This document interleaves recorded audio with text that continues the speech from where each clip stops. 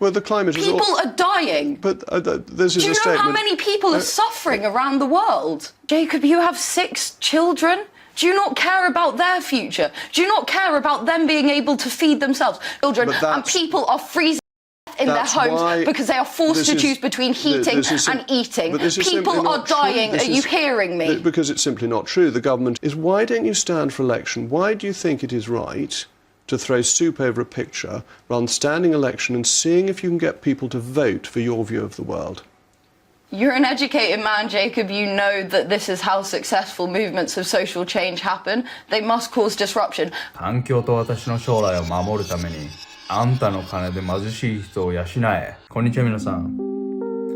エリテトワイス。今回の動画なんですけど、美術館でゴッホの絵画にスープをぶちまけて一躍有名になったJust Stop Oil っていう環境保護過激化グループのリーダー、フィービー・プラマー。元英国政治家、保守派のコメンテーター、ジェイコブ・リース・モーさんの討論の様子ですね。彼女の感情論を理論と証拠を持って完全論破する様子は必見です。それでは頑張って翻訳しましたので、一緒に見ていきましょう。ではどうぞ。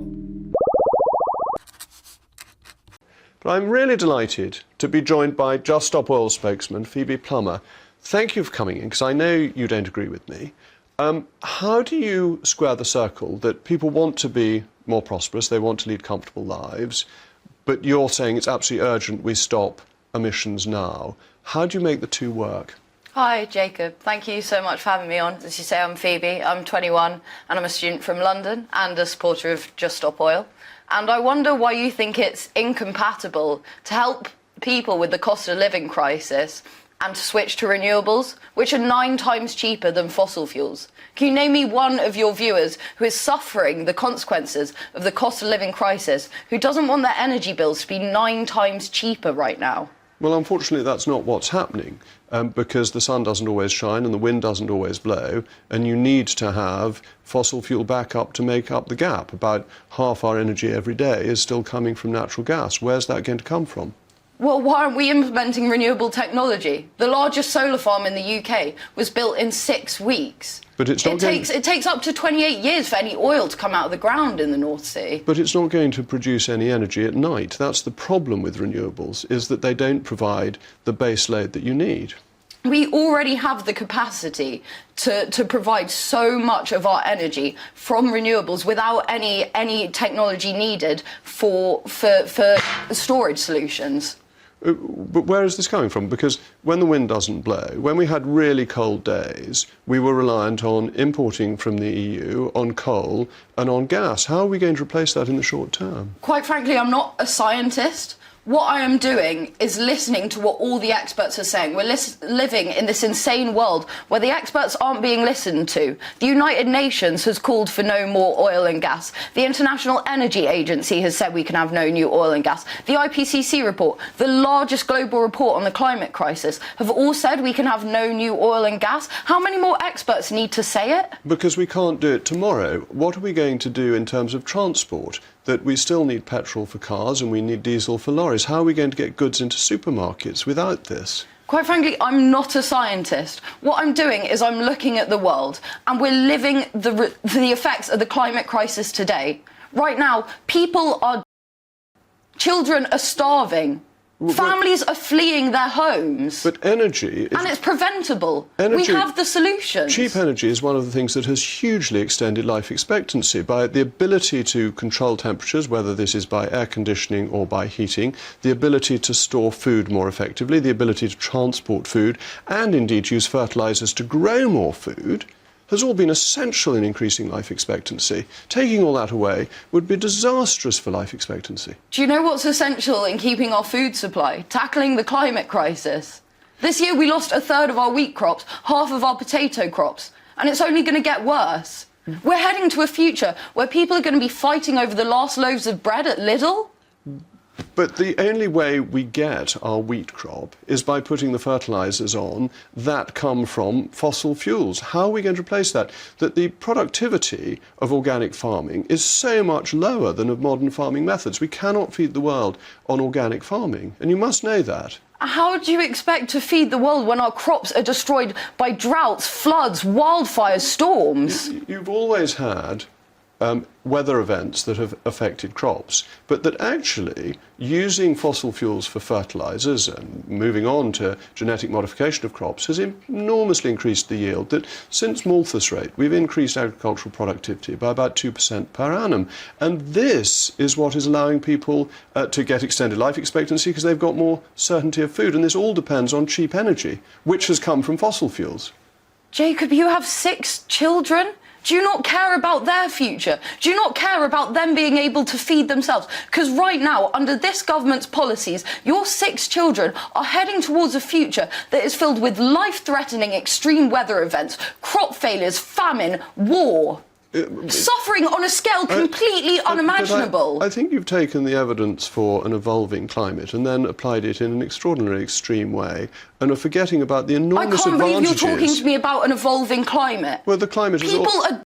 But this is Do a you statement... know how many people are suffering around the world? What evidence is there that this is because we're using fossil fuels, that the climate evolves, but more people die each year from cold than from heat, as you know? Have you read the IPCC report? What do you mean? What science? But in terms, you're making extreme claims, but you're suggesting by not using fossil fuels, we would not produce the food we need to feed the world population.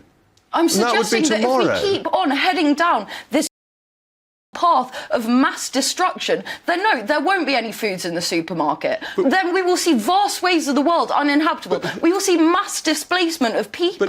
こういった活動家って毎度のことながら痛いところ疲れると、私は科学者じゃないからと逃げ続け、理論で勝てないと思ったら、あなたの子供のことはどうでもいいの？人が死んでるの？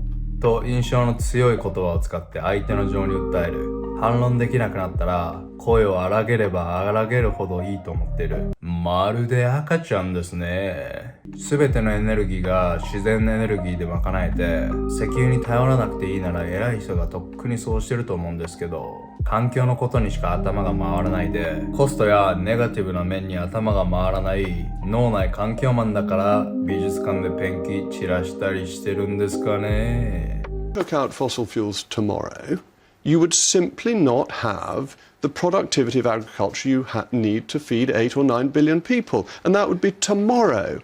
And I'm not saying you shouldn't reduce emissions. I'm not arguing that. I'm simply saying you must do it when you have the technology to replace the energy that you're using. Because otherwise, all the consequences you're arguing for will happen immediately. We will simply not have the food we need to feed the population of the world. Jacob, you know we're not asking for the taps to be turned off tomorrow. All of you know that. We're asking for an end to all new fossil fuel licenses, in line with what climate scientists around the world are saying. But if you turn it off for new licenses now, you're requiring a change that is going to happen before we have the technology in place to substitute for it. So you may be delaying it by a few years, but this has to be a rational process to do it once you've got the technology sorted out, and we haven't got the technology yet. So I understand you're an economics man. Yes. So well, I'm interested in economics. Yeah. So I've done some maths for you. I hope you don't mind. I looked up your net worth online. It's quite easy to find. It's not actually true. It's easy to find, but it's not actually true. In the hundreds of millions. But that's not. It costs around £20,000 to insulate a British home. So that's 8,000 British homes for your 150 net million, which is what it says online. Which is untrue. But do you really think that you're worth more than 8,000 cold, freezing families? Have you seen the studies on insulation? That insulation... Do you care about the people living in fuel poverty? Very much so. When I was Secretary of State for Energy, I was responsible for developing the plan that has brought energy prices down for families. That was policy that I was intimately involved in designing, so of course I care about that. So you do understand the report that you're asking me about says that the cost of insulating British homes is so expensive because of the government's failure to insulate British homes. But what happens 3 years after people have insulated their homes? They use the same amount of energy as they did before. There's been a study on this, which I'm sure you've seen reports on. In the first year they save money, in the second year they save a small amount of money, in the third year they have actually made themselves warmer because the economics of it is they have a certain amount they can spend on energy. What happens when the government fails to insulate British homes?